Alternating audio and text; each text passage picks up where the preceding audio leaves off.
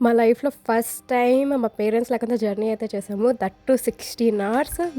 నేను, మా చెల్లి కలిసి వెళ్ళాం. మహి అయితే బ్యాగ్స్ మోస్తుందనమాట. ఆబ్వియస్లీ నాకు తినడానికి బద్ధకం అని చెప్పి తినిపిస్తుంది. అండ్ మేము 5:00కి అయితే వైజాగ్ రీచ్ అయ్యాం గైస్. సో, మేము ఇంటికెళ్ళిపోయాక మా తమ్ముడు బయటకనేది తీసుకెళ్ళాడు షాప్‌కి. అలా షాప్‌కెళ్ళే దారిలో పిల్లలనేవి కనబడ్డాయి. They are so sweet. పిలవగానే ఊరికనే దగ్గరకొచ్చేసాయి. ఫస్ట్ టైమ్ లైఫ్‌లో నేను ఎక్స్‌పెక్ట్ కూడా చేయలేదు ఒక పిల్లి నా దగ్గరకొస్తదని పిలిచిన వెంటనే. సో, మేమందరం కలిసి సీఎంఆర్‌కి అయితే వచ్చేసాము. సీఎంఆర్‌లో అయితే కేఎఫ్‌సీ తిన్నాము.